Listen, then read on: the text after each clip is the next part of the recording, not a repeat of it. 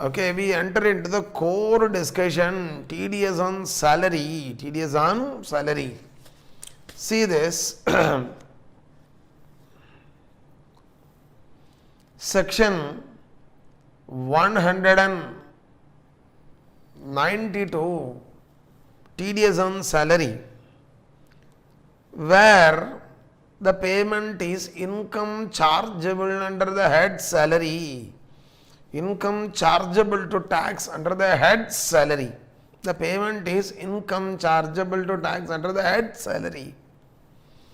And the payee employee is a resident, maybe non-resident. The payer, the employer has TDS obligation. Payer, the employer has TDS obligation. So what is the payment? Income chargeable to tax under the head salary. Payee is employee who may be a resident or non-resident. Payer is employer, may be anybody, maybe an individual, maybe HUF, maybe any other person. And that payer, okay, might have been liable to tax audit in the immediately preceding financial year, might not be liable to tax audit in the immediately preceding financial year. These are all not relevant. Status is not relevant. And whether the payer was liable to tax audit in the immediately preceding financial year or not is not relevant. Payer is employer, payee is employee, may be resident or non-resident, and the payment is income chargeable to tax under the head salary. Then the payer has TDS obligation. Payer has TDS obligation. Tax shall be deducted at source when at the time of payment. At the time of payment. At what rate tax shall be deducted at source? No specific rate is given. What we are supposed to do now? We shall take the salary income. On that apply the Finance Act first schedule part 3 rates. Part 3 rates.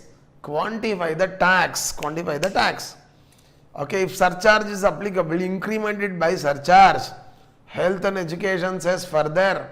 Then we get the tax on the salary divided by 12. That will be the TDS every month. That will be the TDS every month. So this is what given here. If you go through carefully, the payment is what? Income chargeable to tax under the head salary. Income chargeable to tax under the head salary. The significance is this. See this illustration.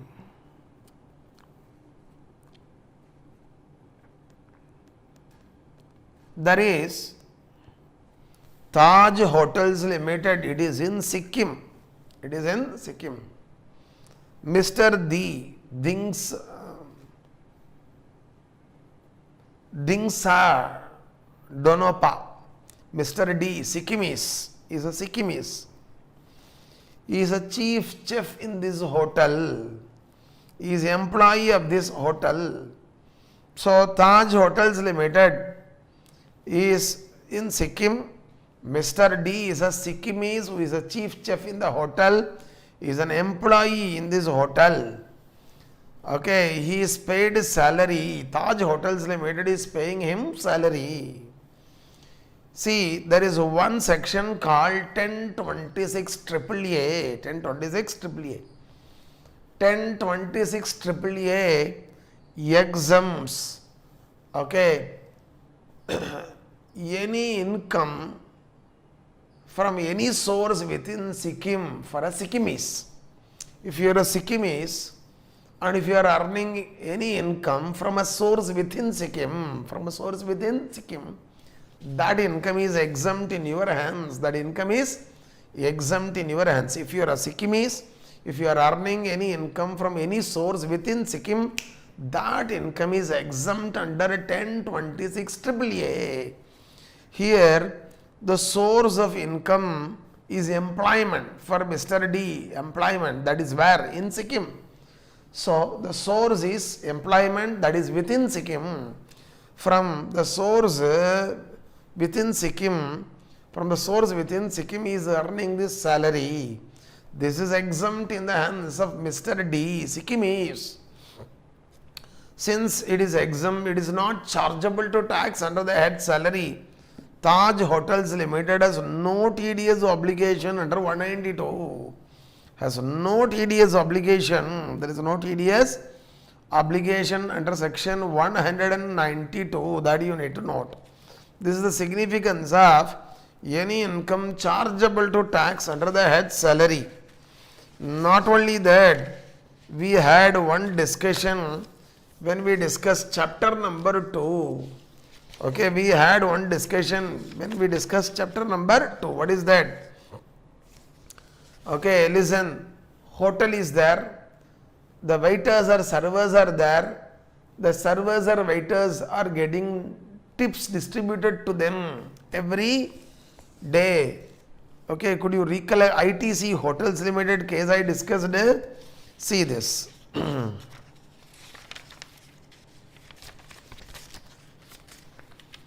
ITC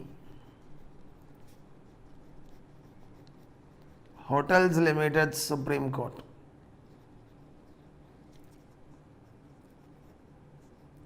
Customers come to the hotel. They have food.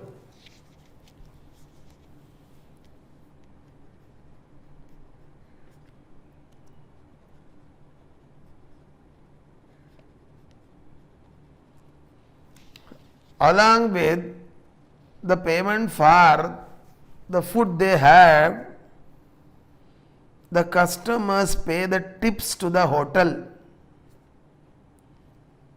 and the hotel is distributing those tips to the waiters or servers.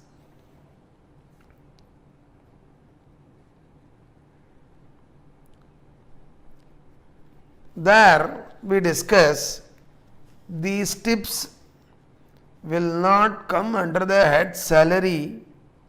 These tips will come only under the head IFOS. I clarified. Why? Because these are not made by the employer. Okay, these are the tips are paid by the customers. The hotel is only a medium or a conduit pipe through which the tips come into the packet of the waiters or servers. It's a gratuitous payment made by the customers as a convention, okay, to the waiters or servers through the hotel. This is not a payment coming from the employer hotel. So it is not coming from the employer. It is coming from third party customers. This is not stemming from the contract of employment. The waiters or servers, they don't have any enforceable right over it. Okay, so therefore this cannot come under the head salary. This has to come under the head IFOS. Like this I have discussed in chapter number 2, issues in salary, you should recollect. So on these tips, there is no obligation to deduct for tax under 192. Hotel has no obligation to deduct tax at source under 182 because this is not income chargeable under the head salary. This is not income chargeable under the head salary. So what I am trying to tell is, only when the payment is income chargeable to tax under the head salary, the payer has obligation to deduct tax at source. These tips are not income chargeable to tax under the head salary. Not only that, there is one more aspect. Listen to me. Eli Lilly, Netherlands. It's a Netherlands company. It is in pharma sector. Ranbaxy India Laboratories Limited. This is an Indian company, obviously engaged in pharma sector.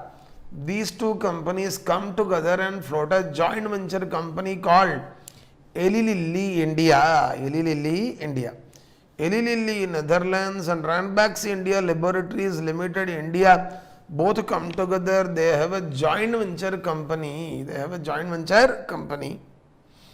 Okay, Eli Lilly India.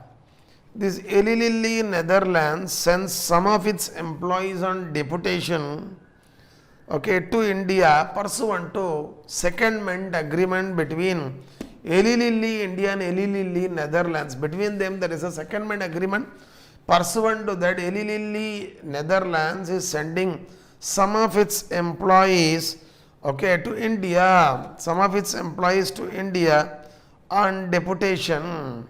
Clear? These expatriate employees will work for Eli Lilly India, okay, until joint venture operations take off. Until joint venture operations take off. See, the Indian employee should get the requisite skill set for carrying on the joint venture operations. Until they get the requisite skill set, these expatriate employees will stay in India. They will work with the Indian employees, educate them, they will make them confident. Correct? So, these expatriate employees in this time period, they are in parallel employment with Eli Lilly Netherlands and Eli Lilly India. Eli Lilly India. And from Eli Lilly India, they get allowances and perquisites, and which is obviously received in India. If it is received in India, Indian income, therefore it is taxable. Correct? On that, Eli Lilly India has to deduct tax at source under 192. Under 192. But they are also getting home salary from Eli Lilly Netherlands.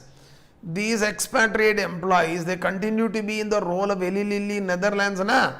So, this Eli Lilly Netherlands credit, okay, the salary to their bank account in Netherlands directly. Salary is credited by Eli Lilly Netherlands to their bank account in Netherlands directly.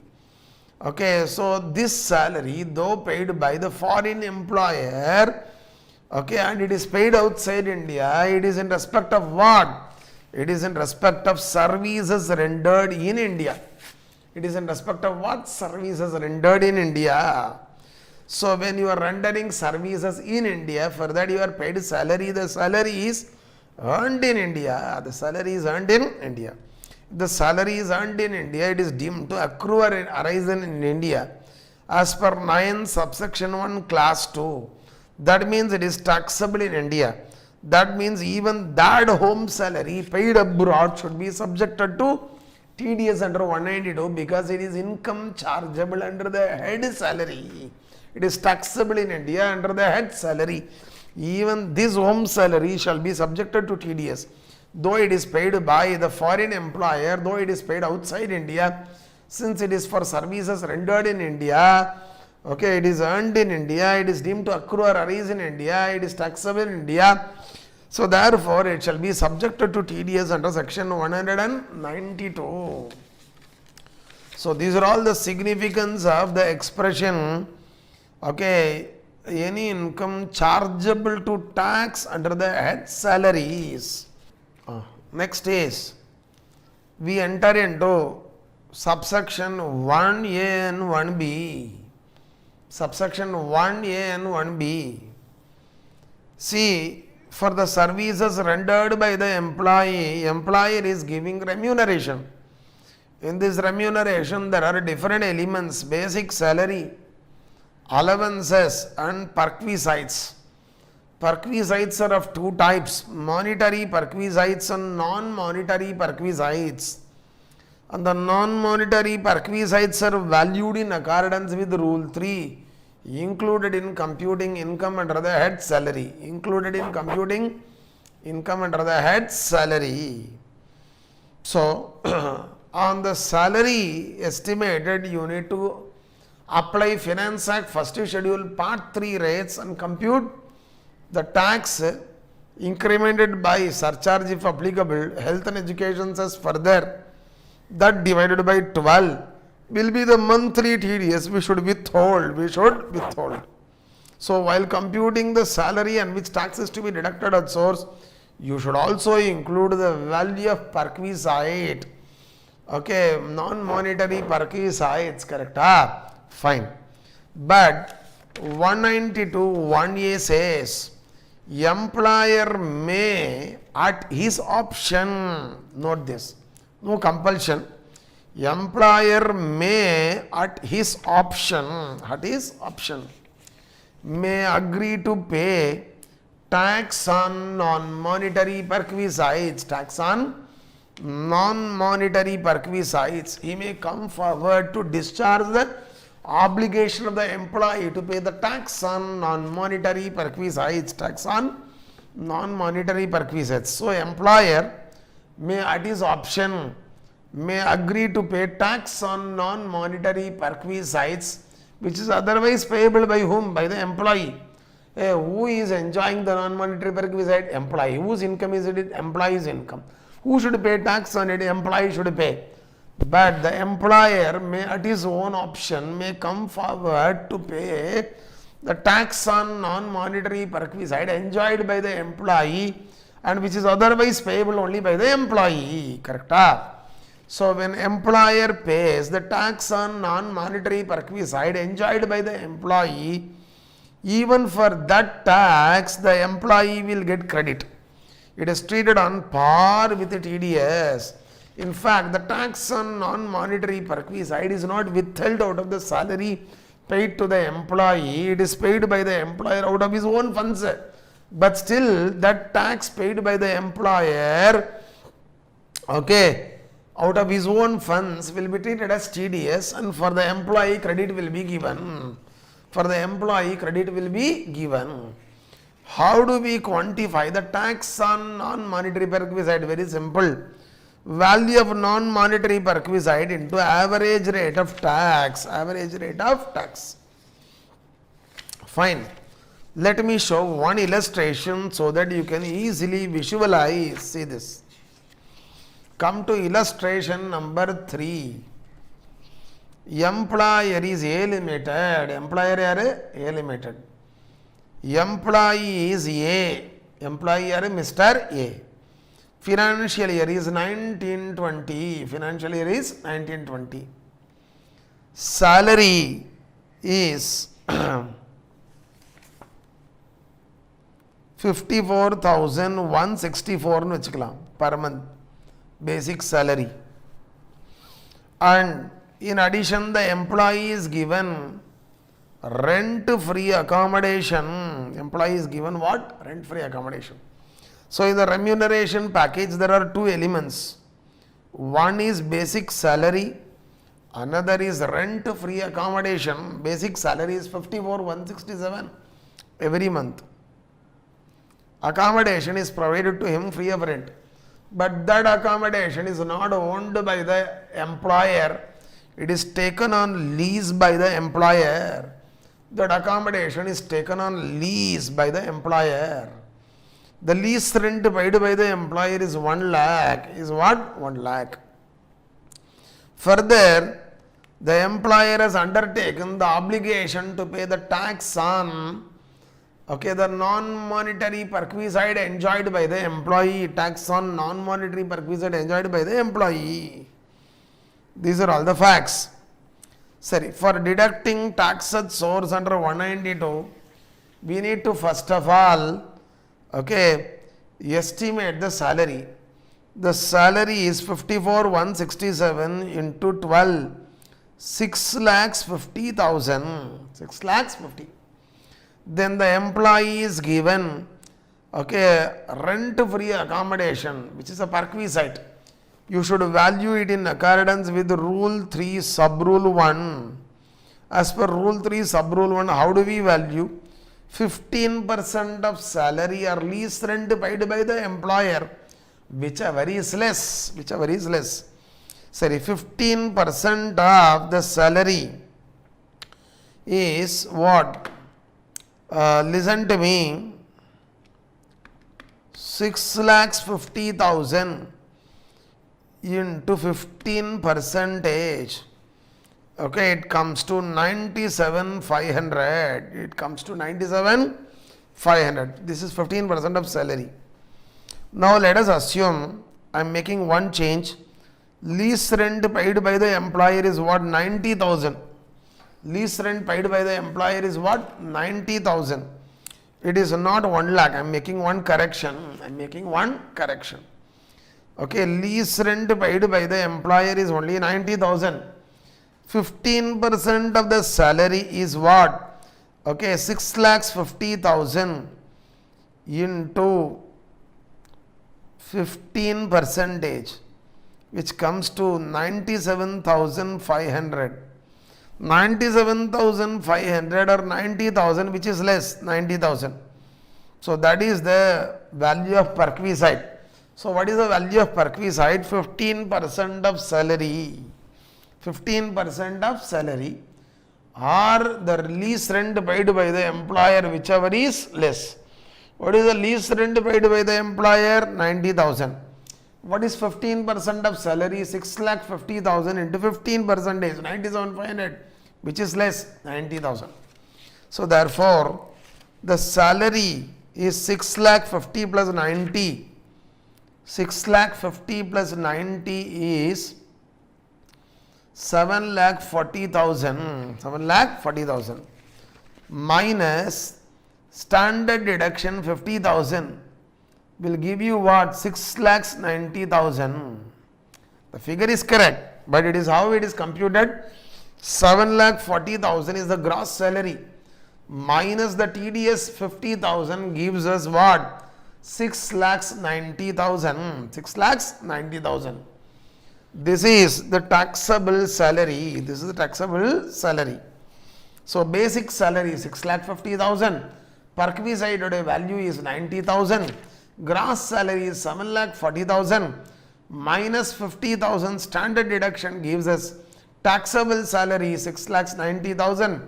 On that, if I apply the slab rates and increment it by health and education says this salary comes to 52,520. 52,520. Nyayama, if employer doesn't come forward to pay the tax on non-monetary perquisite, if employer does not come forward to pay the tax on non-monetary perquisite, 52,520 divided by 12, every month 4,377 should have been deducted by way of tax and source. Out of the salary payable to the employee, you should deduct 4,377 every month. Every month. But what has happened? The employer has come forward to pay the tax on non-monetary perquisite enjoyed by the employee. Enjoyed by the employee, correct? So therefore, we need to quantify what is the tax attributable to rent-free accommodation. Simple. First of all, compute the average rate of tax. What is average rate of tax? 52,520 is the tax on salary. Divided by taxable salary is what? 6,90,000. So 52,520 divided by 6,90,000 into 100. This gives us average rate of tax. Average rate of tax. This average rate of tax you apply on the perquisite value. What is the non-monetary perquisite? 90,000. On that you apply 7.61 percentage. We get 6,849. Out of 52,520, the tax attributable to rent-free accommodation is what? 6,849. Tax attributable to other components of salary is what? 45,671. So out of the salary payable to the employee, how much should be withheld every month? 45,671 divided by 12, which comes to 3806. 3806. And how much should be deposited by the employer out of his own funds? Out of his own funds. 6,849 divided by 12. Every month 571 should be paid by the employer out of his own funds. It should not be withheld out of the salary paid to the employee. What should be withheld out of the salary paid to the employee is only 3806 and not 571. But for both, the employee will get credit, because section says this should also be treated on par with the TDS, for which also the employee should get credit. Should also get credit.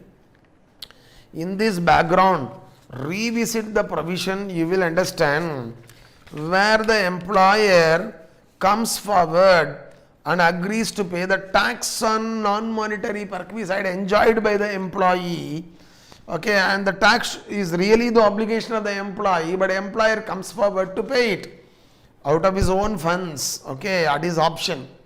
then the tax on non-monetary perquisite paid by the employee, okay, is also to be treated on par with TDS. For that also employee gets credit. How do we quantify the tax on non-monetary perquisites? Value of non-monetary perquisite into average rate of tax, So this is what we have done.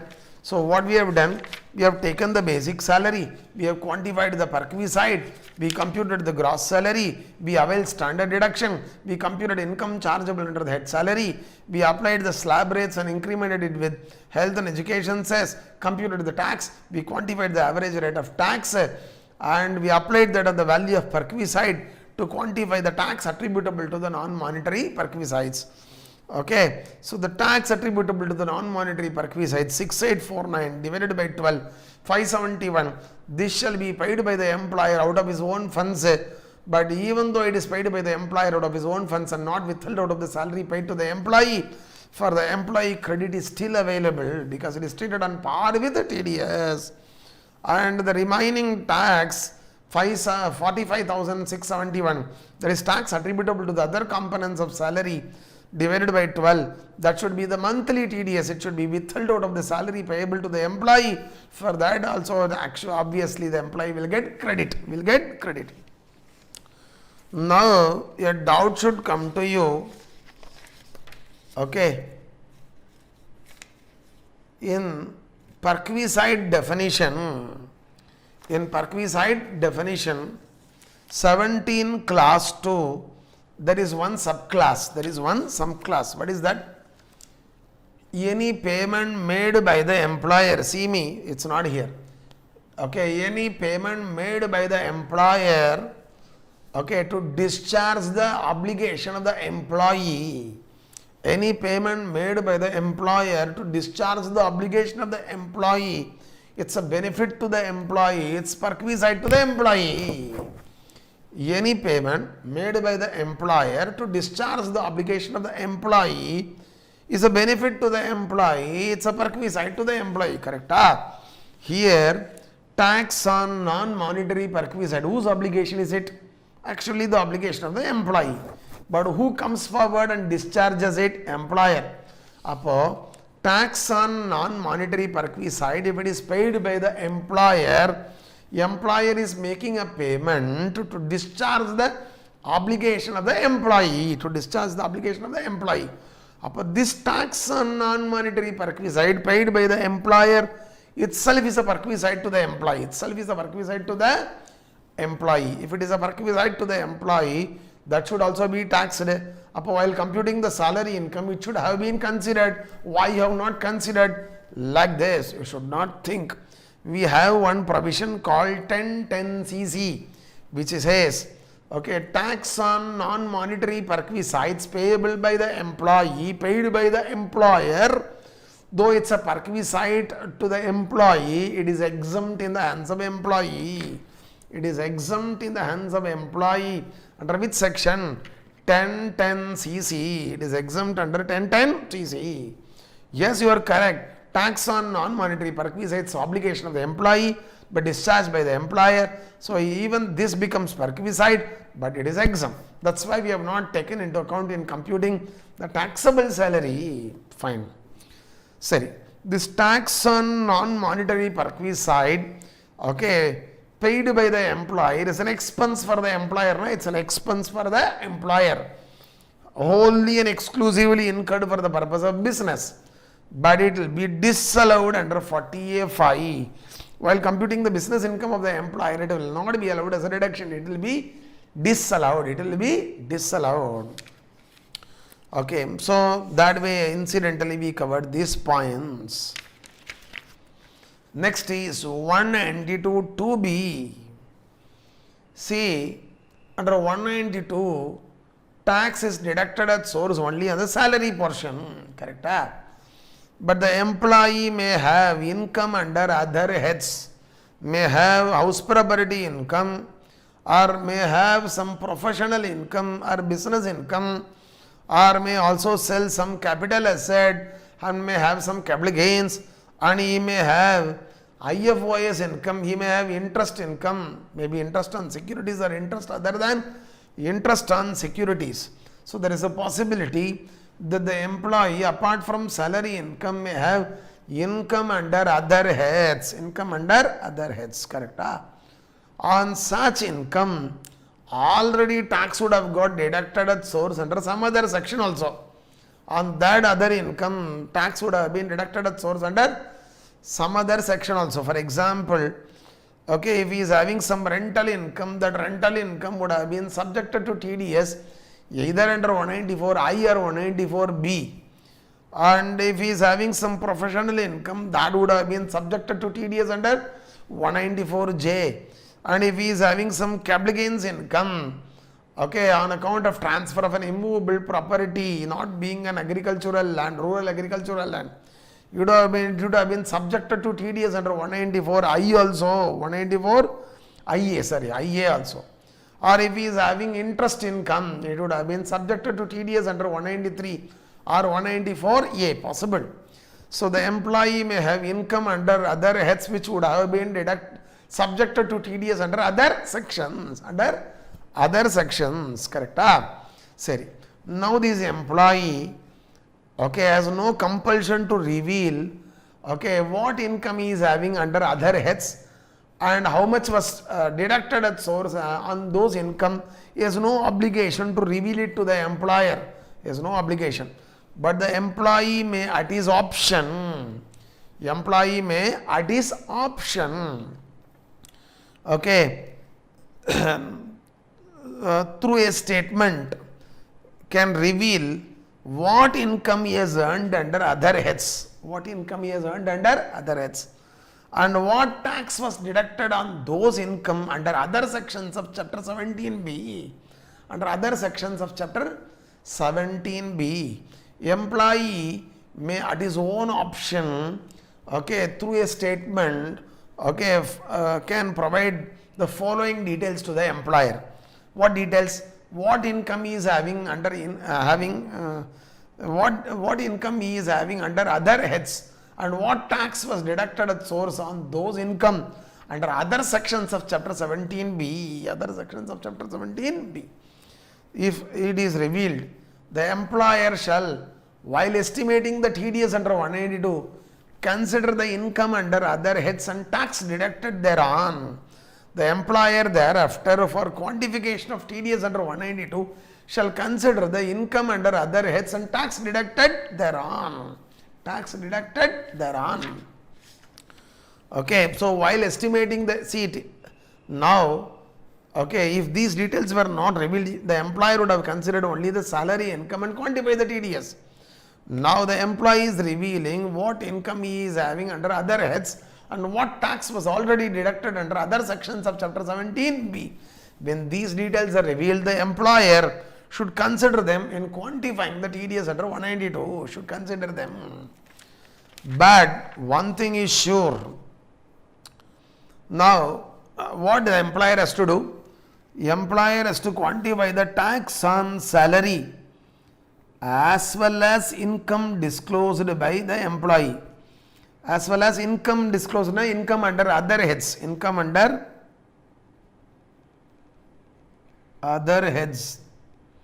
disclosed by the employee. The employer has to compute the tax on the salary as well as income under other heads disclosed by the employee, correct? From that, the employer has to reduce the tax that is already deducted on income under other heads, under other sections.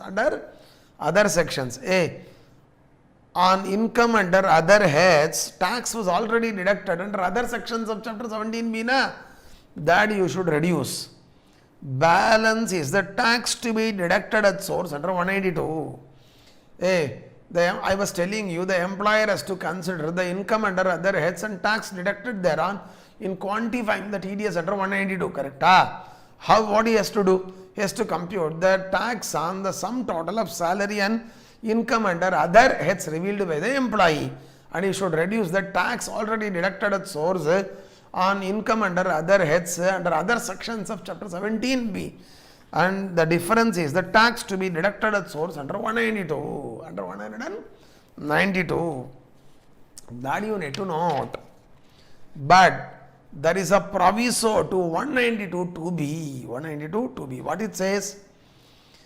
See, the tax to be deducted at source on the salary under 192, considering only the salary income. Okay, without considering the income under other heads and tax deducted thereon, considering only the salary income, what is the TDS under 192? You ascertain it. That we will call it as A. That we call it as B. Tax to be deducted at source under 182 before considering income under other heads and tax deducted thereon. Before considering income under other heads and tax deducted thereon. Only considering the salary income, what is the TDS under 192? That we call it as B. We will call it as B. Now we will consider other income. So then we compute the tax. Tax on salary as well as income under other heads disclosed by the employee minus the TDS on income under other heads deducted under other sections of chapter 17b we reduce. Now we quantify the tax to be deducted at source under 192. But this is after considering income under other heads and tax deducted thereon. Okay, under other sections, correct? We call it as A. If A is more than B, the tax to be deducted at source is A. But if B is more than A, okay, the tax to be deducted at source is only B and not A. When B is more than A, okay, then we shall ignore the income revealed by the employee under other heads and tax deducted thereon. And tax deducted thereon. I am consolidating. Simple here. Compute the TDS, okay, considering only salary income. Only salary income. That is B. We call it as B. You also consider the income revealed by the employee under other heads. Correct? Then find the tax on salary as well as income disclosed by the employee under other heads. From that you adjust the tax that is already deducted on income under other heads under other sections of chapter 17b. Then we get the TDS to be made under 192. This TDS is after considering what? Income under other heads and tax deducted thereon under other sections of chapter 17b. Correct? This is A. The tax to be deducted at source under 192 after considering income under other heads and tax deducted under other sections of chapter 17b is A. If A is more than B, you should deduct A. If A is less than B, you should deduct only B and not A. That means consideration of income under other heads, consideration of income under other heads and tax deducted thereon should not have the effect of pulling down the TDS under 182. Should not have the effect of pulling down the TDS under 192. If it is having the effect of pulling down the TDS under 192, okay, the income under other heads and tax deducted thereon revealed by the employee should be ignored in quantification of TDS under 192. In quantification of TDS under section 192. One line summary. Consideration of income under other heads and tax deducted thereon should not have the effect of pulling down the TDS under 192. If it is going to have the effect of pulling down the TDS under 192, we shall ignore the other income and tax deducted thereon. Tax deducted thereon. Next is employee can reveal income under other heads, no issues. But employee cannot disclose loss under other heads. Loss under other heads. That's one exception. He can reveal loss under the head house property. He can reveal what? Loss under the head house property. One line summary of this entire discussion. Income under other heads could be revealed, but loss under other heads cannot be revealed by the employee. Okay, but one exception. Loss from house property can be revealed by the employee. If it is revealed by the employee, employer has to consider that loss in quantifying the TDS under 182. Under 182. Loss from house property alone shall be considered in quantifying the TDS under 192, even though it reduces the quantum of TDS. Even though it reduces the quantum of TDS. So, the point under consideration is what? Employee cannot disclose loss under other heads. Okay, but exception is loss from house property could be revealed. So, that should be considered by the employer in quantifying the TDS under 192, even though, okay, the consideration of that loss will have the impact of pulling down the TDS under 192, that is accepted. That is accepted. Next is 192 2D, read with rule 26C. Read with rule 26C.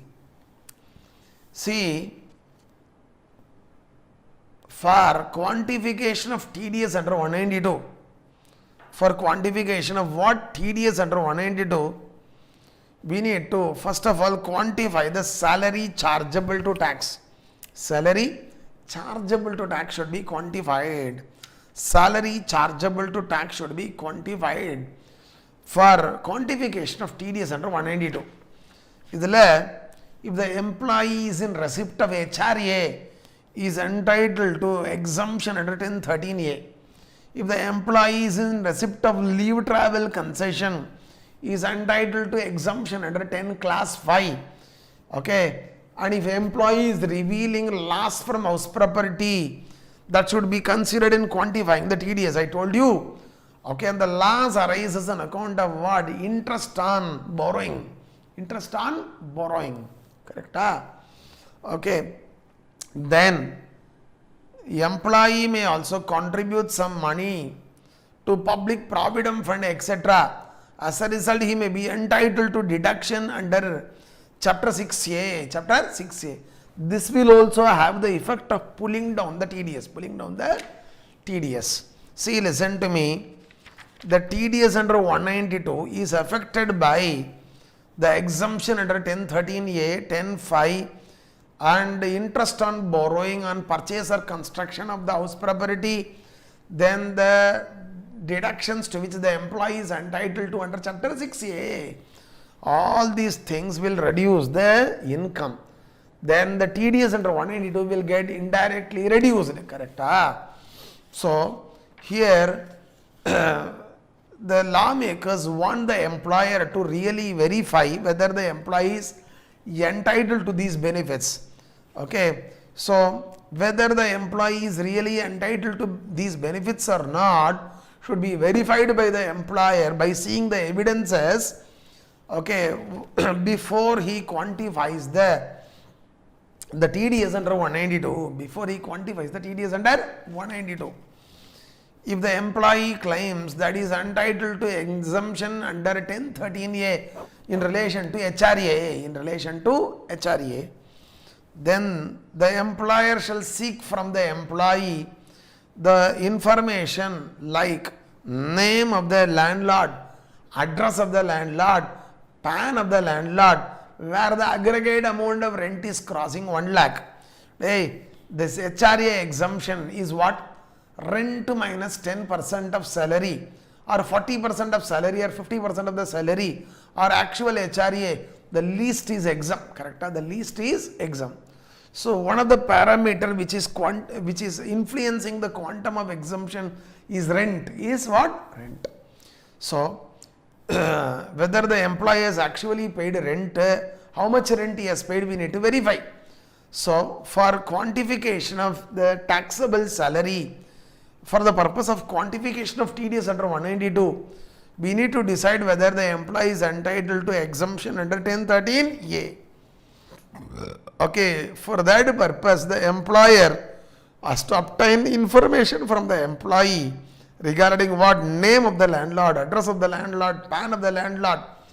Okay, to ensure that the employee has actually paid rent and is entitled to exemption under 1013A, he has to verify. But this requirement is there only when the aggregate amount of rent is more than 1 lakh. More than 1 lakh. Sorry. Where the employee is getting leave travel concession, an employee says that he is entitled to exemption on leave travel concession under 10 class 5, Employer cannot just like that believe and provide 10(5) exemption in quantifying the taxable salary for the purpose of TDS under 192. He has to obtain evidence of expenditure. Did you perform journey? Okay, produce the evidence for the expenditure incurred. Like this he has to obtain. So where the employee says that he is entitled to 10(5) exemption in respect of leave travel concession, while estimating the taxable salary for the TDS under 192, the employer has to obtain information regarding evidence of expenditure. Sorry, where the employee reveals loss from house property which is on account of interest on borrowing, then the employer shall obtain the following information from the employee to verify: name of the lender, address of the lender, PAN of the lender. Where the employee says that he is entitled to Chapter 6A reduction, before considering Chapter 6A reduction for TDS under 192, he has to obtain evidence of investment or expenditure. Evidence of investment or expenditure. Then only he can consider Chapter 6A reduction in quantifying the taxable salary for the purpose of TDS under 192. That means precisely in one line, 192 2D and Rule 26C cast an obligation on the employer to obtain relevant information and evidence before providing these benefits to the employee and estimating the salary on which the tax is deducted at source under 192. TDS on premature withdrawal from employees provident fund 192A. Listen. Entities covered by Employees Provident Fund and Miscellaneous Provisions Act 1952. Entities covered by Employees Provident Fund and Miscellaneous Provisions Act 1952 should make available provident fund schemes to the employee. Compulsorily these entities should make available what? Provident fund scheme to the employee. And here there are two options. Already there is a government scheme, we call it as Employees Provident Fund Scheme 1952. Already there is a government scheme, Employees Provident Fund Scheme 1952. That scheme is designed in accordance with the provisions of Employees Provident Fund and Miscellaneous Provisions Act and rules framed there and there. It is already designed by the government. We call this as Employees Provident Fund Scheme 1952, which is administered by Provident Fund Commissioner and for which approval is already there from the Commissioner of Income Tax. This is one option. Or you need not follow government scheme, you can offer your own scheme. You means employer can come out with his own scheme which is designed in accordance with Employees Provident Fund and Miscellaneous Provisions Act and rules framed there and there, correct? And for administering the scheme, the employer has to appoint trustees. The trustees will administer the scheme, correct? And this scheme should be approved by the Provident Fund Commissioner as well as by the Commissioner of Income Tax. Commissioner of Income Tax. Either you can have own scheme or you can have government scheme. Now forget about own scheme. We are not worried about that now. So in 192A we are only worried about the Employees Provident Fund Scheme 1952. Government scheme only we are bothered about now in 192A. Because I am preparing you for 192A. To hear the discussion on 192A, I am preparing you. Sorry, incidentally, there is one more point you need to remember. In Income Tax Act, there are different schedules. One schedule is Schedule 4. And in Schedule 4, there are different parts. One part is Part A. In Part A, there are different rules. One rule is Rule 8. And this Rule 8 of Part A of Schedule 4, read with Section 10, Class 12. Read with Section 10, Class 12. The understanding is as under the service of the employee is getting terminated.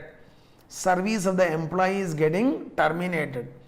The employee upon termination of service will get his accumulated balance in the Provident Fund account. In his Provident Fund account, there is accumulated balance all these years that he will be getting. So the taxability of accumulated balance from provident fund in the hands of the employee. So in the recognized provident fund, okay, the employee may have an account. In that he may have some accumulated balance which is to be obviously paid to him upon termination of his service, correct? And whether it is taxable or not, whether it is taxable in his hands or not. Where the completed year of service is 5 years or more, it is 5 years or more. Employee has put 5 years or more service, it is exempt. Under Rule 8 as well as Section 10, Class 12, it is exempt.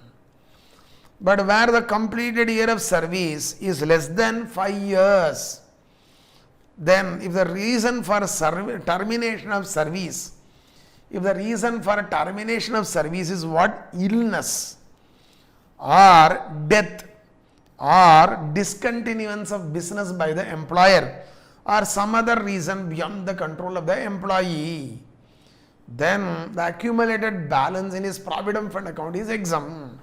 Where he has put 5 years or more, okay, service, then it is exempt.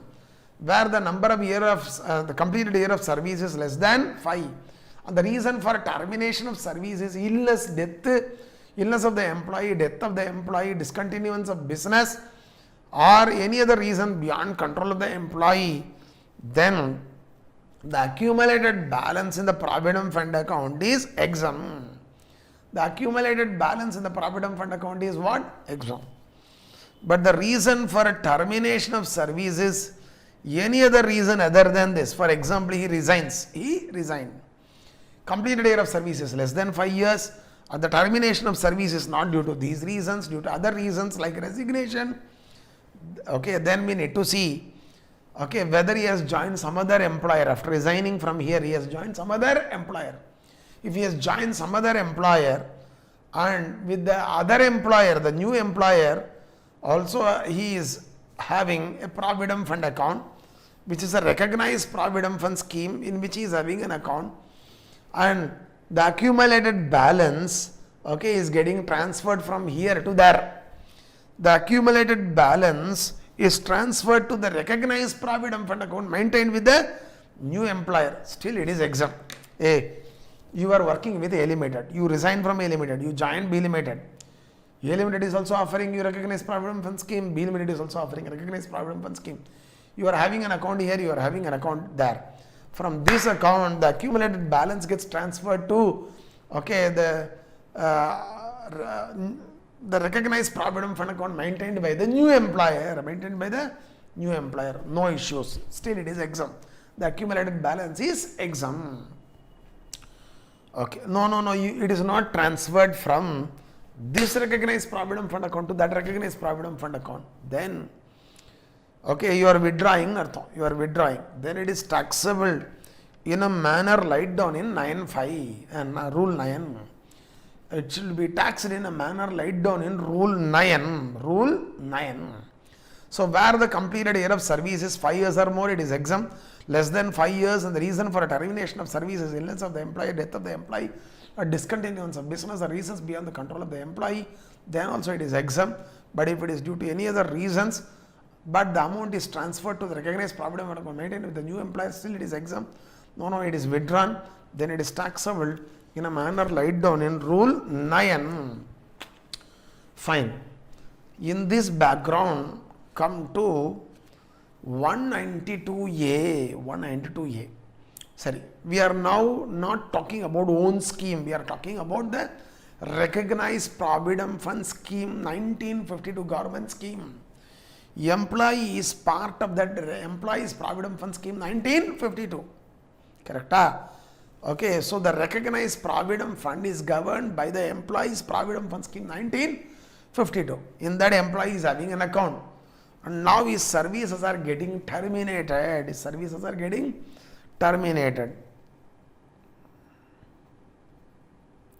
His service gets terminated. Upon termination of service, the provident fund commissioner has to pay the accumulated balance in the recognized provident fund, and if that amount is 50,000 or more, if that amount is 50,000 or more, and it is not exempt under Rule 8, it is not exempt, it is taxable as per Rule 9, it is taxable as per Rule 9. Then the Provident Fund Commissioner is having TDS obligation when? At the time of payment, at the time of payment. And the TDS rate is, if employee is having PAN 10%, if employee does not have PAN, the TDS rate is maximum marginal rate, maximum marginal rate. However, the employee can give self-declaration in Form 15 GRH, okay, to avoid TDS under 192A, to avoid TDS under 192A. 192A does not apply in respect of payments made under one scheme. In such case, 192 shall apply, not 192A. Next is interest other than interest on securities. TDS on interest other than interest on securities.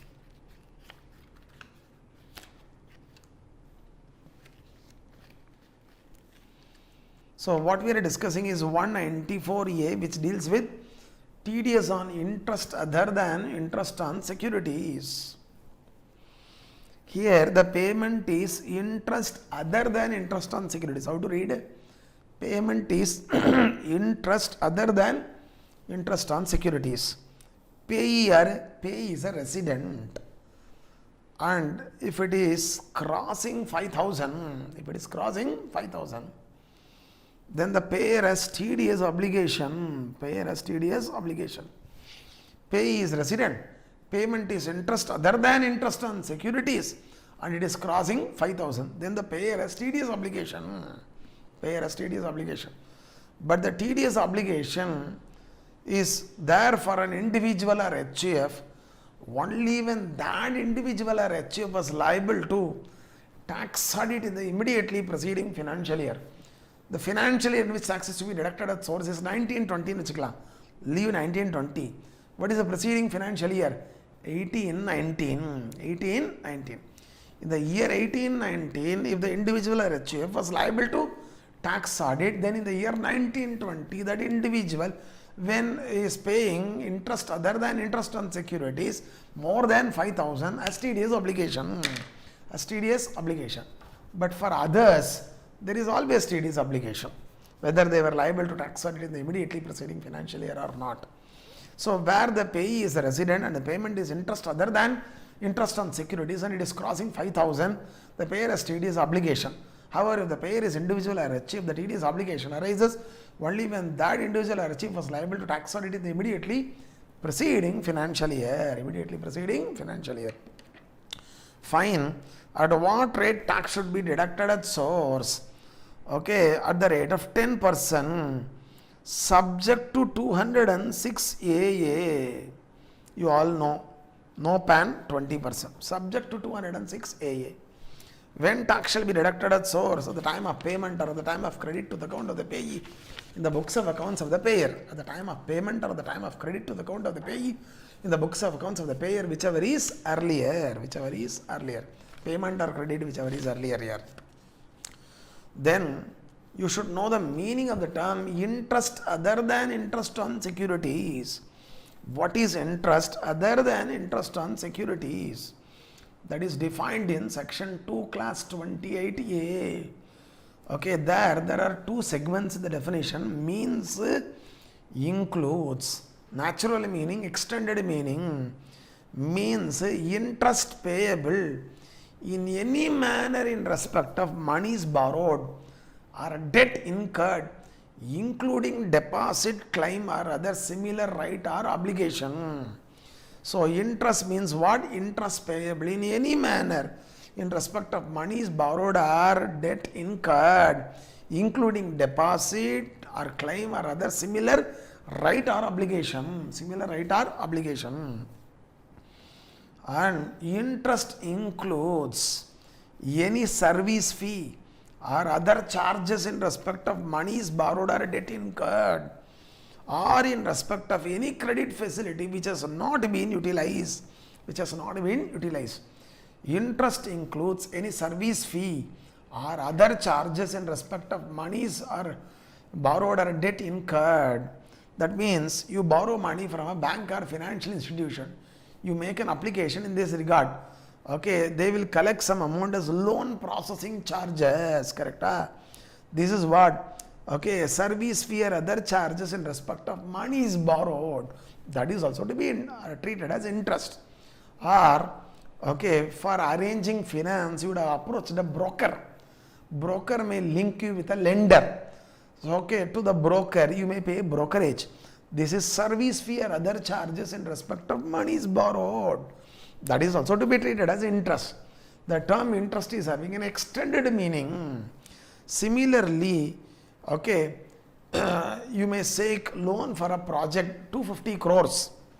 The project may span for a period of 3 years. In the very first year, you may not require this entire 250 crores. There are different stages in execution of project. You require money on a progressive basis. But bank may sanction the entire 250 crores in one stroke and release the funds based on your request requirement, correct? So in the first year you would have availed only 50 crores, remaining 200 crores loan sanctioned but not given to you. That is, you have not enjoyed it, correct? So on 50 crores bank will charge interest, and 200 crores, okay, bank has sanctioned, you are not using it. To that extent, the money is committed on you. Bank will collect some amount as commitment charges. Bank will collect some amount as what? Commitment charges. So that commitment charges is also to be treated as interest. Any service fee or other charges in respect of monies borrowed or debt incurred, or in respect of credit facility which has been sanctioned but which has not been utilized. 250 crores, 50 is used, on that you need to pay interest. 200 crores sanctioned, not used, on that you should pay commitment charges, very less amount for committing the money on you. They will collect. That is called commitment charges. That commitment charges should also be treated as interest. So the term interest is having extended meaning given in 2 class 28A. Fine.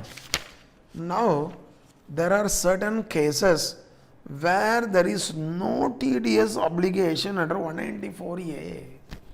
There are certain cases where there is no TDS obligation under 194A, where the payee is a banking company or a cooperative land mortgage bank or a cooperative society engaged in banking business, cooperative bank, statutory corporation, LIC, UTI, company or a cooperative society engaged in insurance business, or any other person notified by the central government in the official gazette. Example, National Skill Development Fund, National Skill Development Fund. If the payee happens to be any of these person, then there is no TDS obligation under 194A. Where the payee is a banking company or a cooperative land mortgage bank or a cooperative society engaged in banking business or a statutory corporation or LIC or UTI, or a company or society, cooperative society engaged in insurance business, or any other person notified by the central government in official gazette, example National Skill Development Fund, then there is no TDS obligation. Where a firm pays interest to the partner, firm has no TDS obligation. Okay, where interest is payable on sums deposited under, where interest is payable on sums deposited under Kisan Vikas Patra, Indira Vikas Patra, or National Savings Certificate, or a post office monthly income account, or post office time deposit account, or a post office recurring deposit account, then there is no TDS obligation. Where interest is payable on some deposits deposited under Kisan Vikas Patra, Indira Vikas Patra, National Savings Certificate, or post office monthly income account, post office time deposit account, post office recurring deposit account, there is no TDS obligation. There is no TDS obligation. Then for a delay in grant of refund, government pays interest under 244A na, on that also there is no TDS obligation. No TDS obligation. Then when zero coupon bonds are issued, Okay, they are issued at a deep discount, na. Okay, the redemption value is more than the issue price, na. The difference we call it as discount, na. The discount is actually interest, na. But that should not be subjected to TDS. That should not be subjected to TDS. Next is, you all know we studied business trust chapter. A business trust, okay, may give loan to its special purpose vehicle. May give loan to the special purpose vehicle. On that, the special purpose vehicle has to pay interest. The special purpose vehicle has to pay interest. So the special purpose vehicle has to pay interest on the loan which it has taken from the business trust. The loan which it has taken from the business trust. From the business trust, the SPV has taken loan, and then it is paying interest to the business trust. This interest is exempt under 1023 FC. This interest is exempt under which section? 1023 FC. So when it is exempt, the special purpose vehicle has no TDS obligation. On that interest, it need not deduct tax at source. Already studied in business trust chapter recollection. Where bank is paying interest on deposits other than time deposits. It pays interest on deposits other than time deposit. Bank has no TDS obligation. For example, if it pays interest on deposits in savings account, na, it has no TDS obligation. It has no TDS obligation. Then, okay, motor accident takes place. Either there will be loss of life or loss of property. Loss of property. In such a situation, the case may go to Motor Accident Claims Tribunal. Motor Accident Claims Tribunal. The Motor Accident Claims Tribunal, okay, will award compensation to the victim. Or if the victim died, to the legal heir, compensation is awarded. And if there is a delay in payment of compensation, interest is also awarded. Interest is also awarded. Then the person causing such accident has to pay the compensation to the victim or legal heir. If there is a delay in paying compensation, okay, should also pay interest. Should pay interest. So this interest is interest other than interest on security. This interest is interest other than interest on security. On that, the person who is making payment has TDS obligation only if the interest is crossing 50,000. The interest paid during the financial year is crossing 50,000.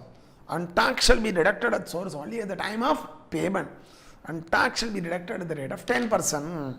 So on the interest that is paid, the TDS obligation arises only when the amount of interest paid in the relevant previous year is crossing 50,000. And tax should be deducted at source only at the time of payment at the rate of 10%. Fine. Next is under the post office senior citizen scheme, money may be deposited. Okay, investors may put their money under the senior citizen scheme with the post office. On that deposit, the post office may pay interest. Post office may pay interest. If the interest amount doesn't cross 50,000, there is no TDS obligation. If the interest amount doesn't cross 50,000, there is no TDS obligation. The TDS obligation under 194A arises only when the amount is crossing 50,000.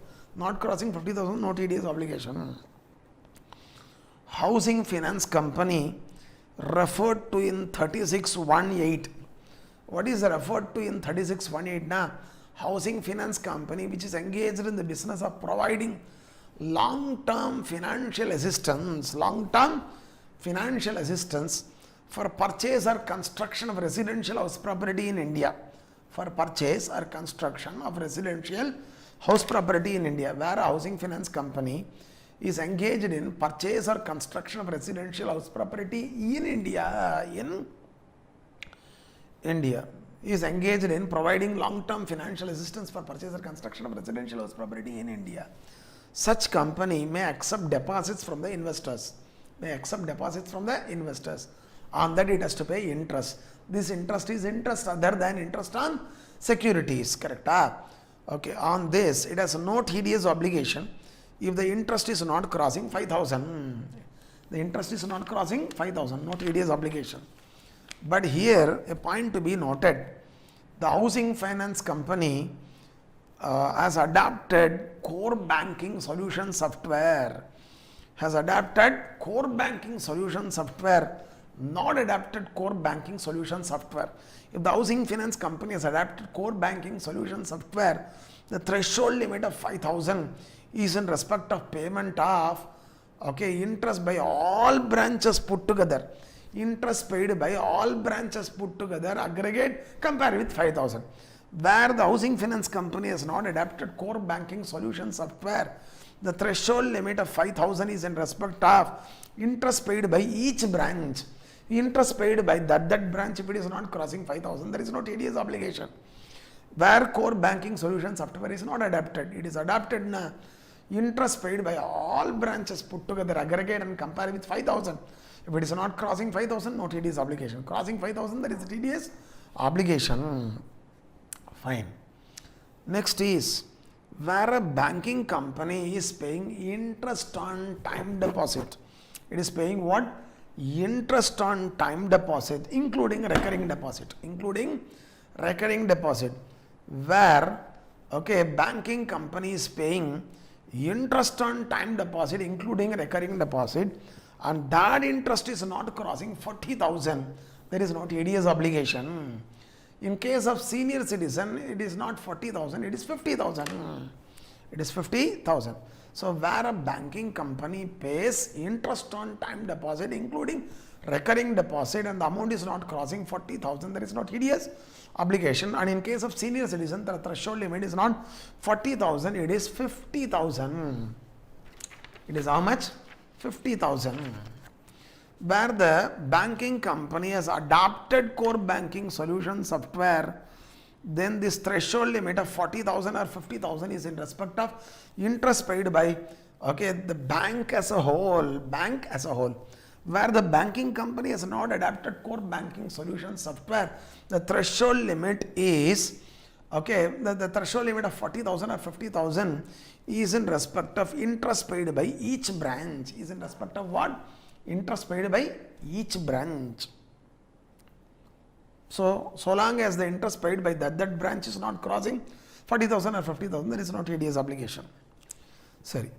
Where a primary agricultural credit society or a primary credit society or a cooperative land mortgage bank or a cooperative land development bank is paying interest. Maybe it is interest on time deposit or otherwise, no problem. It has no TDS obligation. Primary agricultural credit society or a primary credit society or a cooperative land mortgage bank or cooperative land development bank, if it is paying interest, whether it is interest on time deposit or otherwise, it has no TDS obligation. It has no TDS obligation.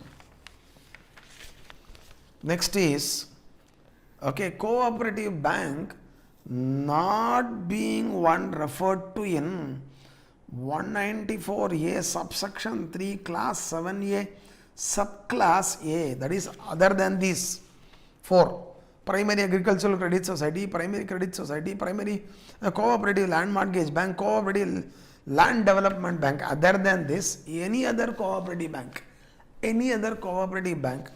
if it is paying interest on deposits other than time deposit, for anybody, it has no TDS obligation. So where a cooperative bank other than these four pays interest on deposits other than time deposits, it has no TDS obligation. Payee may be anybody, it has no TDS obligation. Where a cooperative bank other than these four, cooperative bank other than these four pays interest on time deposit, and it is not crossing 40,000, it has no TDS obligation. The payee may be member or non-member, it has no TDS obligation. And in case of senior citizen, the threshold of 40,000 should be substituted by 50,000. So where a cooperative bank, not being any of these banks, four banks, is paying interest on time deposit and it is not crossing 40,000, it has no TDS obligation. And in case of senior citizen, the payee being senior citizen, the threshold limit is not 40, it is 50,000. And where the cooperative bank has adopted core banking solution software, the threshold limit of 40,000 or 50,000 is in respect of interest paid by the cooperative bank as a whole.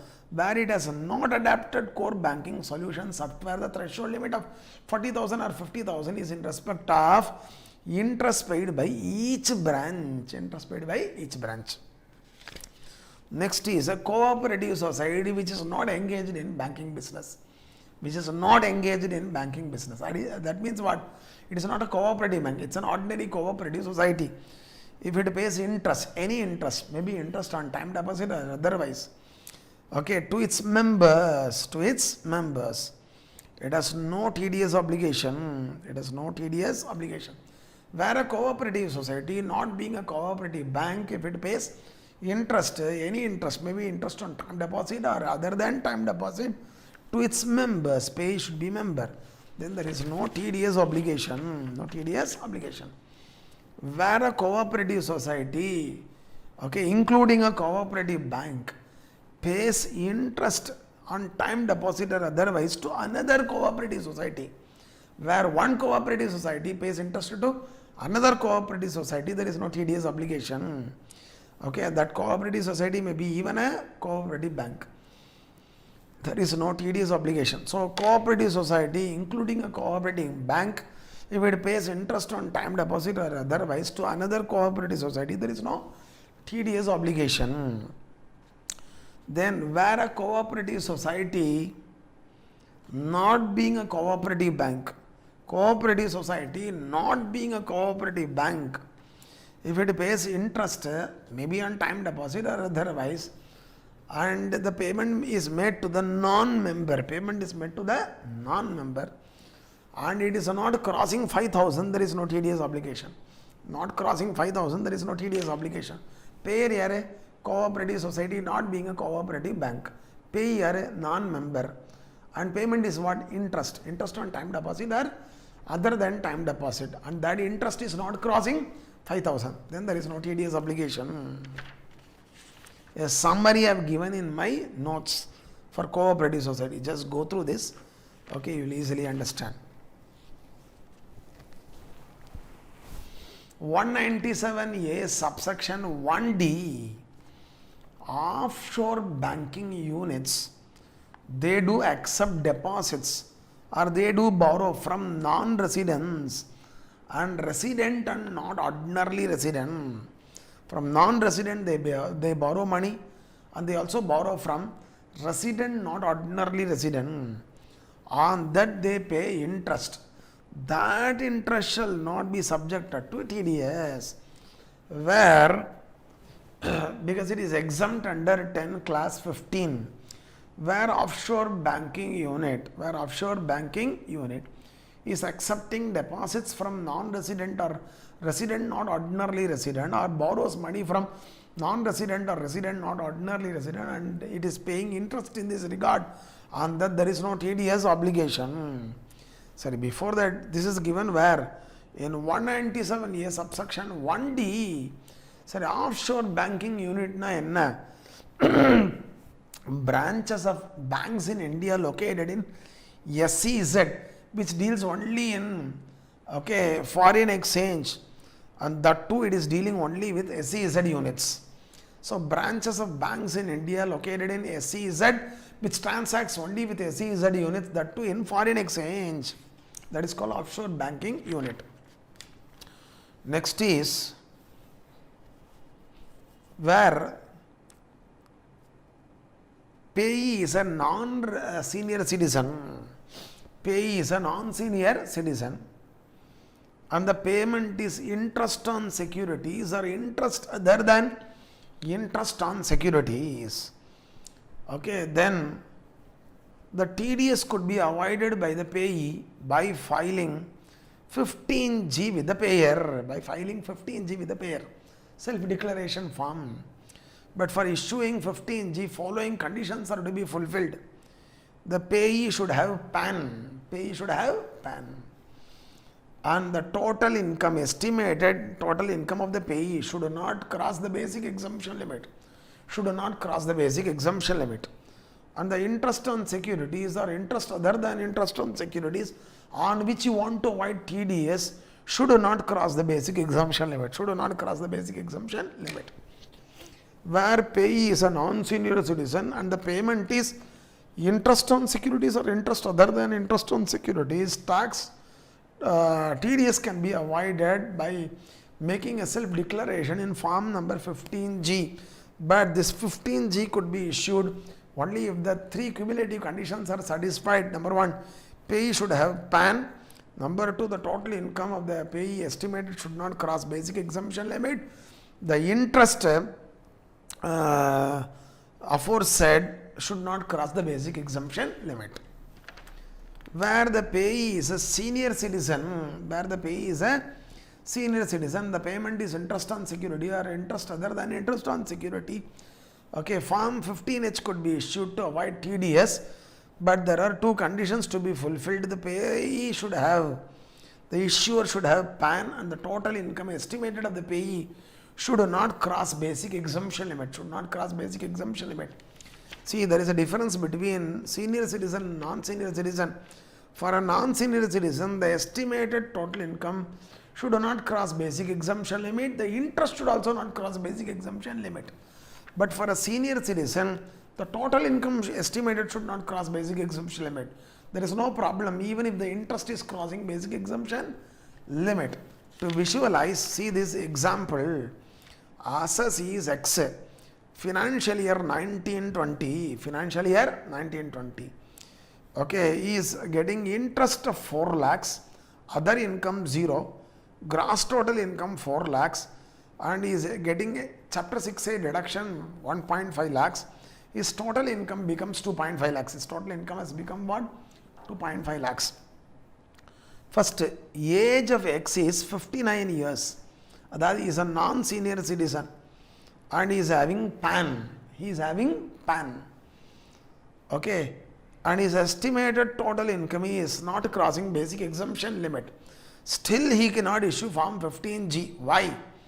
Interest is more than basic exemption limit. Interest on which you want to avoid TDS is more than the basic exemption limit. Correct? So there are three conditions for a non-senior citizen to issue 15G. You should have PAN. Its total income should not cross basic exemption limit. Interest should also not cross basic exemption limit. But for a senior citizen, only two conditions. PAN should be there. Total income should not cross basic exemption limit. Interest may cross even basic exemption limit. So if the age is 69 years and he is having PAN, he is a senior citizen. Correct? Assuming X is a resident. In that case, total income is not crossing basic exemption limit. And he is having PAN. 15H could be issued. TDS could be avoided. TDS could be avoided.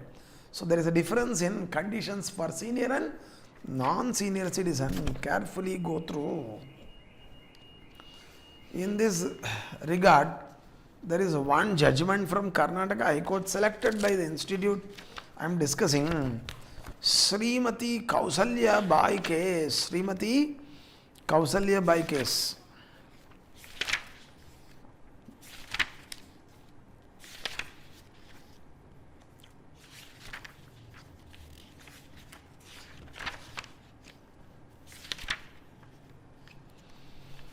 See this.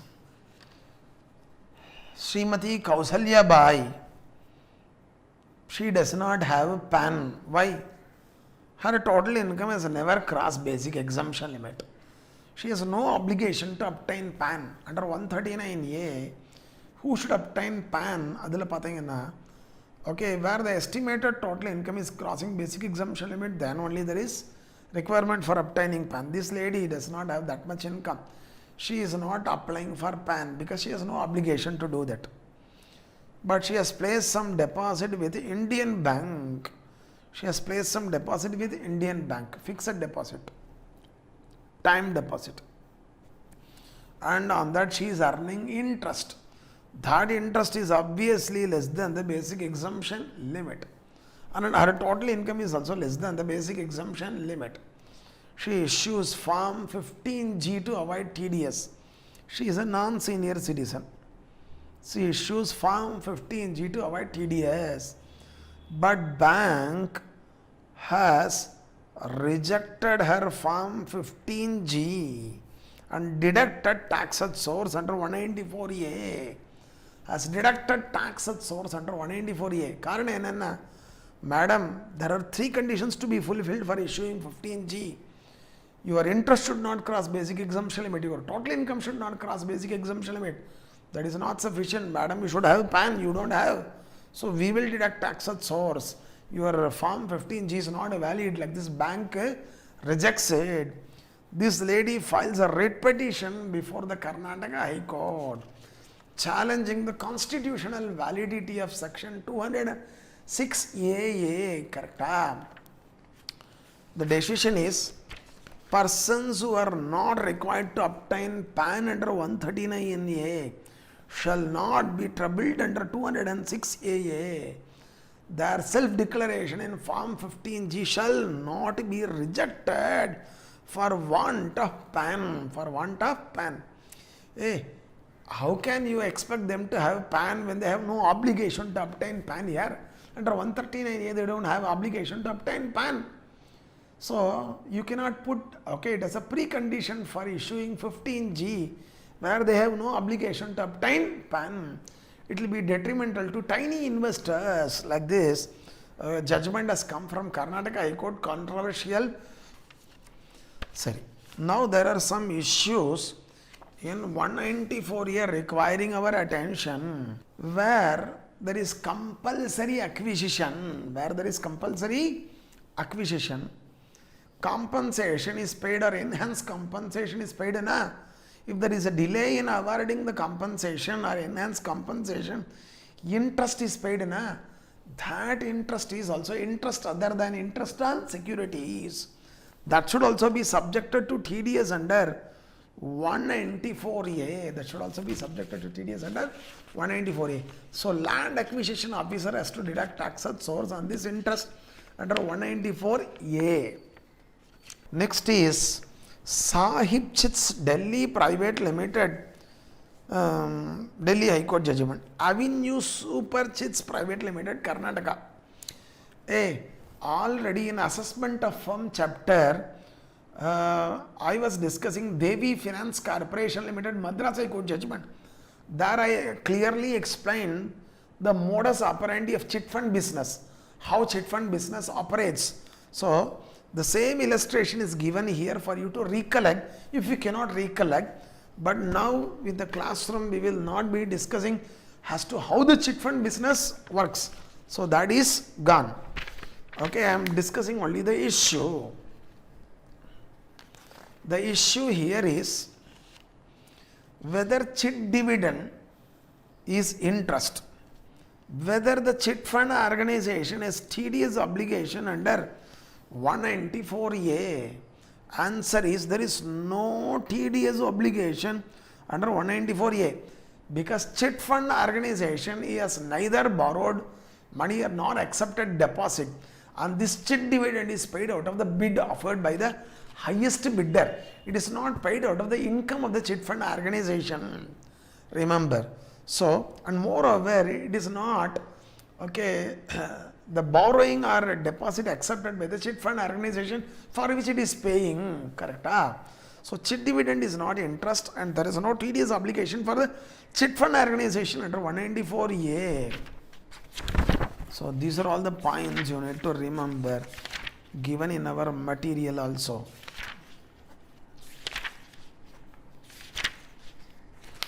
Next is explanation to 194A. What is given? TDS obligation arises even if the interest is credited to interest payable account or suspense account or any other account. Account name is immaterial. Why this clarification has to come, I will tell you.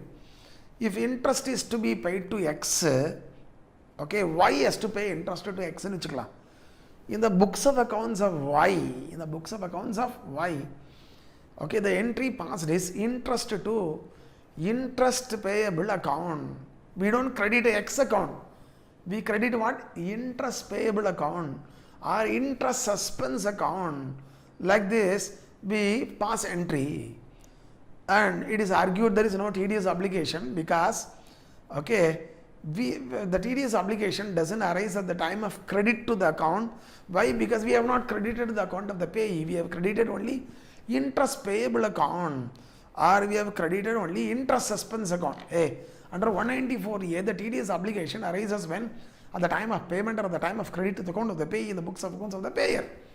Here, instead of crediting the account of the payee, we credit what? Interest payable account, interest suspense account, or some other account. Okay, therefore there is no TDS obligation. We did not credit the account of the payee. Like this, you cannot argue. Clear? So, TDS obligation arises even if the interest is credited to interest payable account or interest suspense account or any other account. Account name you design is immaterial. Still there is TDS obligation. This is what given in the explanation. There is a logic behind the explanation. There is a severity circular you need to carefully go through. Circular 3/2010. Banks have adopted core banking solution software as a result to know their interest commitment. Banks using this software quantify the interest on time deposit on a daily or monthly basis, and that interest is swept and parked in the provisioning account. This is done for macro monitoring purpose only. So what they do using this software, interest on time deposits is quantified on a daily or monthly basis, and that is swept and parked in the provisioning account. This is done for macro monitoring purpose, correct? However, the constructive credit of interest is given to the account of the depositor, okay, either at the end of the financial year or at periodical intervals or as per the bank's practice or upon maturity or encashment of the deposit.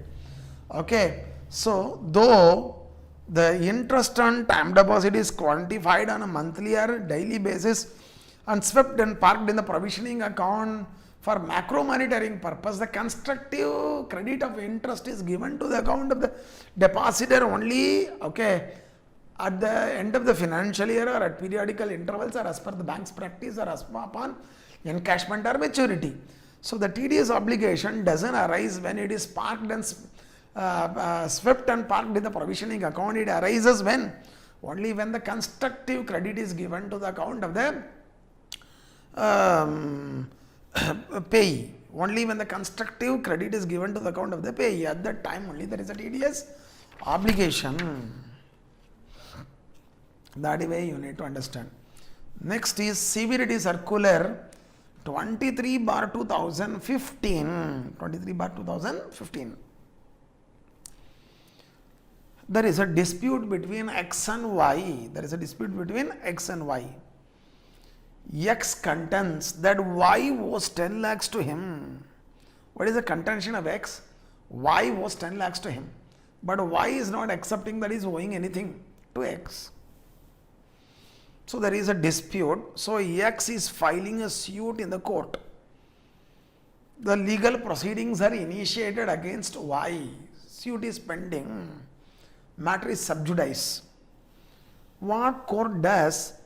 It directs Y to deposit rupees 10 lakhs with UCO Bank, okay, in the name of Registrar General, Officer of the Court. In the name of Registrar General, Officer of the Court. Pursuant to the court's direction, okay, Y is depositing 10 lakhs with UCO Bank in the name of Registrar General. This 10 lakhs is now in the custody of the court. So, the court directs Y to deposit 10 lakhs with UCO Bank, and what Y does pursuant to the court's direction is depositing 10 lakhs, okay, money with UCO Bank in the name of Registrar General of Court, Registrar General, Officer of the Court. So money is in the custody of the court. On that deposit, interest arises. On that deposit, interest arises. Now, okay, should it be subjected to TDS under 194A? This is the issue. During the pendency of proceedings before court, when money is deposited by Y, he loses the proprietary interest in it. The moment Y deposits 10 lakhs with UCO Bank, he is losing ownership over this 10 lakhs. He has lost the proprietary rights over 10 lakhs. Why? Because the money is now in the control or custody of the court. It is not his money. When it will become his money? Only when the court says Y doesn't owe anything to X, it is refunded to Y, then only it becomes the money of Y. Correct? He ceases to be the owner, nor X becomes the owner. When X will become the owner? If court says, hey Y, you owe money to X. Like this, only when court decides that Y owes money to X, the money will become that of X. Correct? So, nor X is the owner. And you cannot also tell that court is the owner of the money. Why? Because it is only the custodian. It is the name of Registrar General. It is only in the custody of the court. Court has no ownership. So, Y is also not the owner of the money. X is also not the owner of the money. Court is also not the owner of the money. Till the court passes appropriate order in this matter, it is not known who the beneficiary of fixed deposit will be. Amount and year of receipt is also not ascertainable. Since the actual pay is not ascertainable, 194A, the TDS provisions can't be given effect until the court comes with its order. So therefore, there is no TDS obligation in this interregnum. These are all the points you need to note. With this, we are through with section 194A. Now we enter into the next section. What is that? 194B. TDS on winnings from lotteries, etc. Where the payment is winnings from lottery or winnings from crossword puzzle, or winnings from card games, or winnings from any other games like game shows, entertainment program in the TV or electronic mode, in which people compete for prizes. So where the payment is winnings from lotteries, or winnings from crossword puzzles, or winnings from card games, or winnings from any other games like game shows or entertainment programs and Kaun Banega, Crorepati, Ningalum, Vellalam, Urukodi, the Mari programs, entertainment program and TV, or electronic mode in which people compete for prizes. So payment is these payments, and the payee may be resident or non-resident, and the payment is crossing 10,000. The payer is having TDS obligation when at the time of payment. So threshold limit is 10,000. Payee may be resident or non-resident. Tax is deducted at source at the time of payment, and the TDS rate is 30%. There is a proviso below 194B.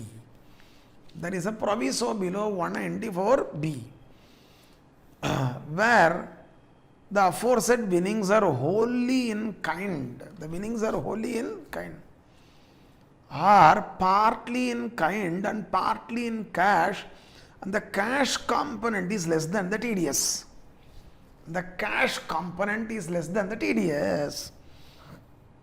It is partly in kind or partly in cash, and the cash component is less than the TDS. The payer shall, before releasing the winnings, ensure that the tax on such winnings are paid. The payer, before releasing such winnings, should ensure the tax on such winnings is paid. Listen to me. If he is releasing the winnings without ensuring that the tax on such winnings is paid, then the consequences are as under. the payer will be punished under 271C penalty. The quantum of penalty is the quantum of tax not paid. Quantum of tax not paid.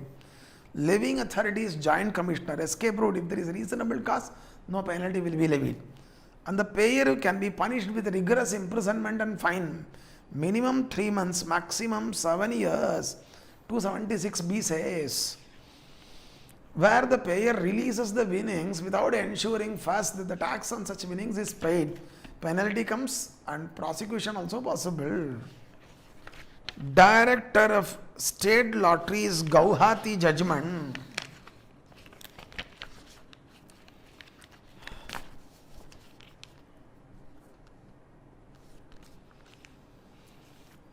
State government of Assam conducts lottery. The northeastern state still lottery is there, na? Kerala is there. Conducts lottery. In the state government, in fact, there is a department called Department of Lottery, headed by Directorate of Lotteries. Directorate of Lotteries. Who is only responsible for paying lottery winnings? Who is responsible for paying what? Lottery winnings. Fine.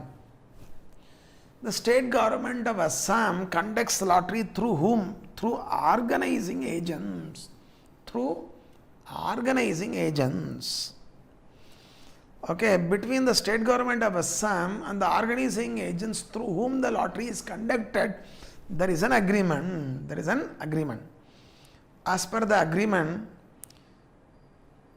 if the prize winning ticket happens to be unclaimed ticket, a draw is conducted, okay, the ticket which has become the prize winning ticket is becoming an unclaimed ticket. That means the winner doesn't lodge the claim. The time limit for lodging the claim has elapsed.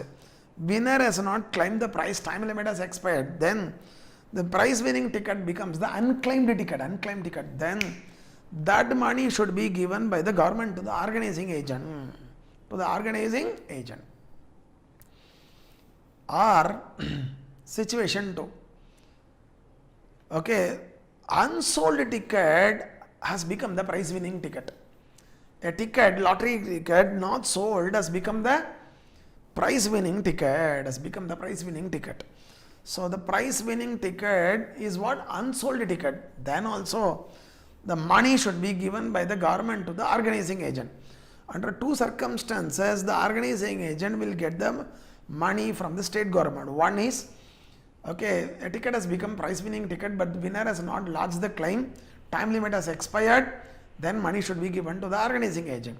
Or unsold ticket has become the prize winning ticket, then also money should be given to the organizing agent. Sorry.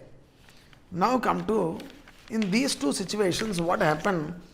The Directorate of Lottery paid the prize money to the organizing agent. The issue before the court is, should it be subjected to TDS under 194B? Should it be subjected to TDS under which section? 194B. This is the question. Sorry. First, let us take situation 1. What is situation 1? A ticket has become prize winning ticket, but winner has not lodged the claim for the prize money. The time limit has elapsed. It has become an unclaimed ticket. Money is given to the organizing agent. In this case, just because the actual winner has not claimed the prize, and the money is paid to the organizing agent pursuant to agreement, it doesn't make organizing agent the winner. This is the money paid pursuant to the agreement. That's all. Okay, the organizing agent doesn't become the winner of the lottery. It is not the prize money to the organizing agent. So therefore, it's a business receipt for the organizing agent, received in the ordinary course of business. This is taxable under the head PGBP. This is not taxable under the head IFOS. Not taxable under the head IFOS. So 115 BB cannot be invoked. 115 BB cannot be invoked. It will not suffer tax at 30%. If the organizing agent is an individual, it shall suffer tax at slab rate. Situation 2. What is that? Okay, unsold ticket has become the prize winning ticket. Unsold ticket has become the prize winning ticket. In such case also, pursuant to agreement, the government pays to the organizing agent the money. Correct? Okay, still for the organizing agent, it is not lottery winnings. In lottery there are three elements: award of prize, and such award should be by chance, and to participate in the draw there should be payment of prize or consideration. Prize or consideration.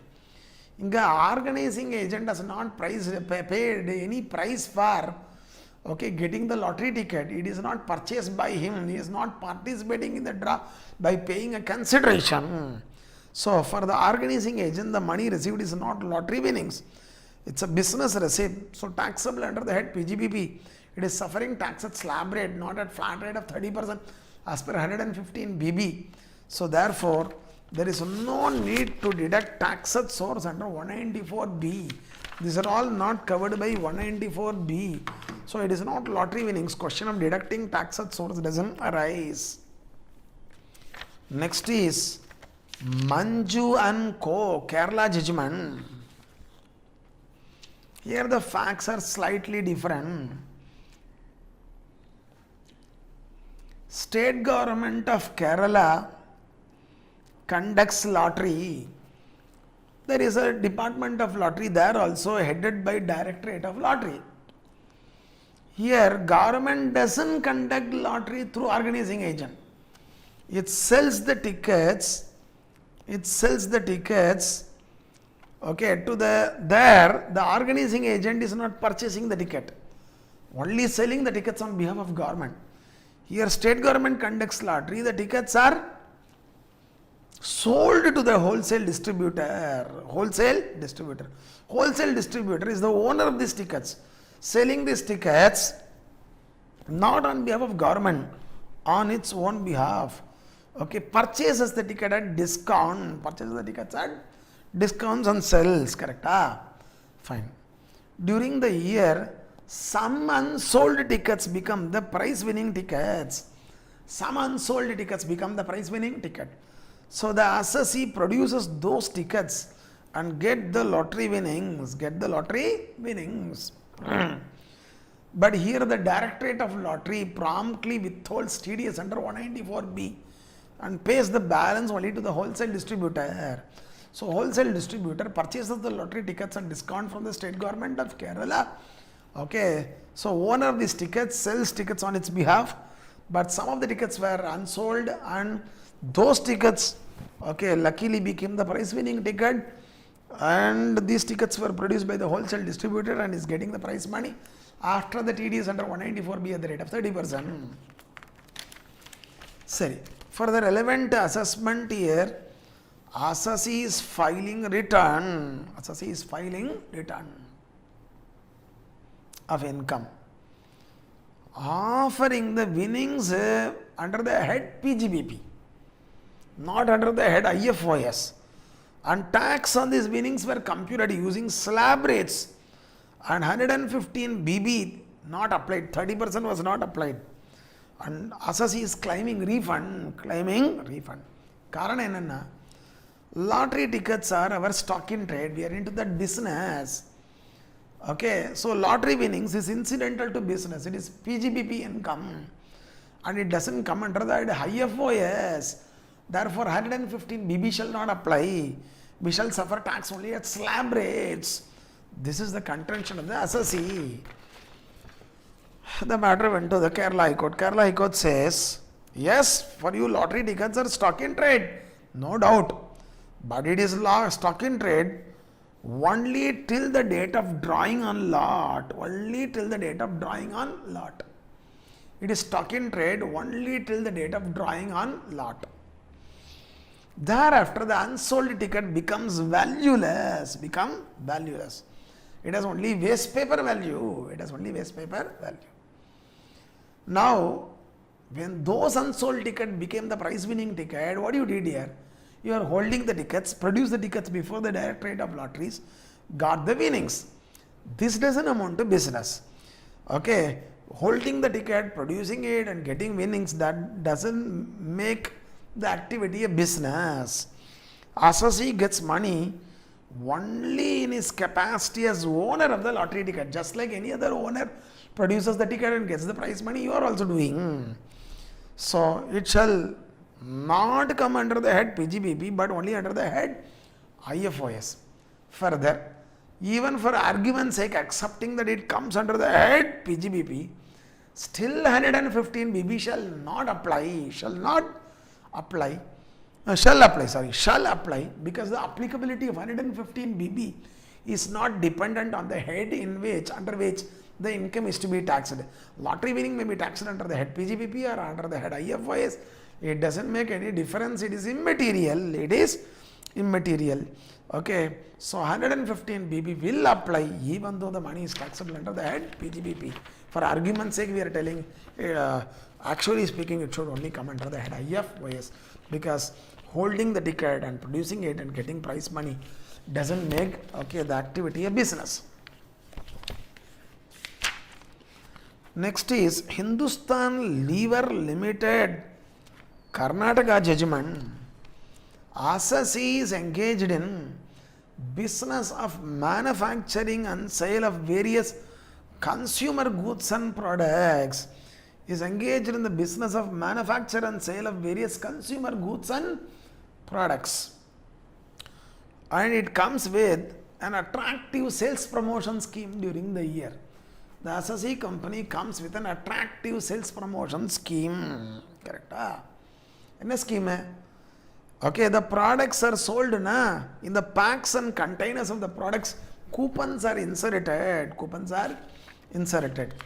Okay, and person who is lucky, if he is opening the pack, he will find the coupon, and that coupon may entitle him to get a Santro car or a Maruti car or gold coins, gold tabla or silver coins or emblems. These things can come. Sorry. What happened in the relevant year? Survey wing conducted survey operations under 133A in the business premises of the Assassi. And the survey wing finds that these are all what? Winnings in kind. Okay, and the tax should have been paid. Without ensuring that the tax on these winnings were paid, okay, the Assassi company was releasing these winnings. Violation of Proviso to 194B. Violation of Proviso to 194B. This is the contention. So, survey wing passed on the information to the jurisdictional assessing officer. Jurisdictional assessing officer passed order under 201(1) treating the Assassi company as Assassi in default. Whether the assessing officer is justified in doing so. This is the issue before the Karnataka High Court. Correct? Sorry. The Karnataka High Court said AO is not justified. Under 201 subsection 1, you can pass order declaring the Assassi as Assassi in default only when he is guilty of short deduction or non-deduction or non-remittance or for non-discharge of obligation assumed under 192(1)(a). That means what is obligation under 192(1)(a)? You are the employer. You give non-monetary perquisite to the employee. You also assume the obligation to pay the tax on such non-monetary perquisite, but you don't pay. That means you are guilty of non-discharge of obligation assumed under 192(1)(a). So, you can pass an order under 201 subsection 1 for declaring the Assassi as Assassi in default only for short deduction or non-deduction or non-remittance or non-discharge of obligation assumed under 192(1)(a). Here, okay, under 194B proviso, the obligation is what? To ensure that the tax is paid, okay, before you release the winnings. Okay, when you don't comply with that obligation, okay, you cannot declare the Assassi company as Assassi in default. For violation of proviso to 194B, 201(1) order declaring release of winnings in kind as Assassi in default is not possible. It is not possible. What you can do, you can levy penalty under 271C. You can prosecute 3 months minimum imprisonment, 7 years maximum.